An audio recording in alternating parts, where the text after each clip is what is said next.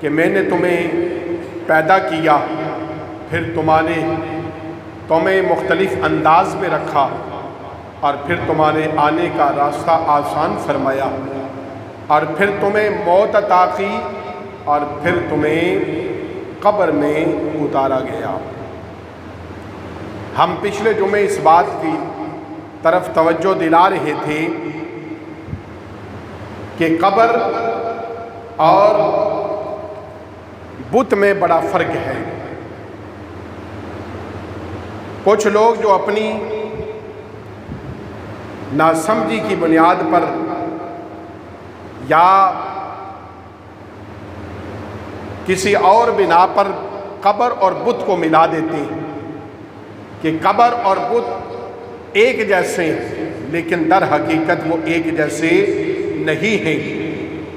بت کے آگے باادب کھڑے ہونا بھی یہ حرام ہے، اور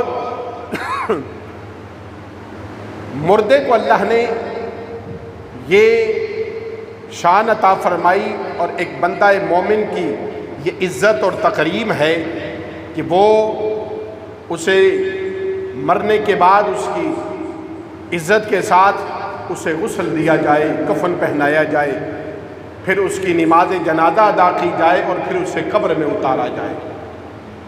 یہ انسان کی ایک تکریم ہے۔ اللہ نے انسان کو اشرف المخلوقات بنایا۔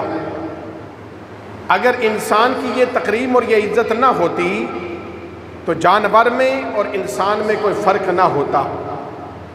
جانور بھی مر جائے تو اسے کوئی دفناتا نہیں، غسل نہیں دیتا، کفن نہیں پہناتا، لیکن یہ انسان کو اللہ نے یہ شرف عطا کیا، اسے عزت عطا فرمائی کہ جب وہ مرتا ہے تو اس کی عزت ہے، احترام کے ساتھ اسے غسل دیا جائے، کفن پہنایا جائے، اور اسے کا جنازہ پڑھا جائے، قبر میں اتارا جائے۔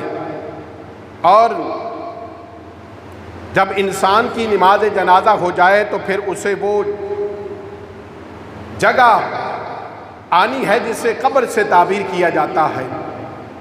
یہ انسان کا سارا سفر ہے جو اللہ نے اس کے لیے عزتیں عطا فرمائی، اور اگر اس کا پیکر روح نکلنے کے بعد بدھ کی حیثیت ہو جاتا تو پھر اسے کوئی غسل دینے کا ثواب نہ ہوتا، کوئی کفن پہنانے کا ثواب نہ ہوتا، کوئی اس کا جنازہ پڑھنے کا ثواب نہ ہوتا، کوئی اس کو قبر میں اتارنے کا ثواب نہیں ہوتا اگر یہ بت ہو جاتا تو۔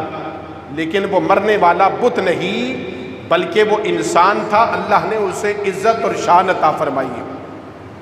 لہذا بتوں کی اگر کوئی عزت کرے اور ان کا احترام کرے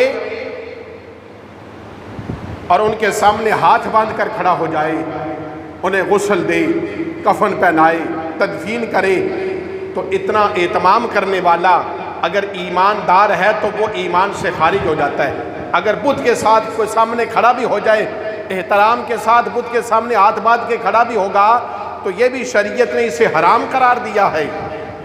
لہذا یہ جو انسان فوت ہو گیا اسے تو اللہ نے عزتیں عطا فرمائی۔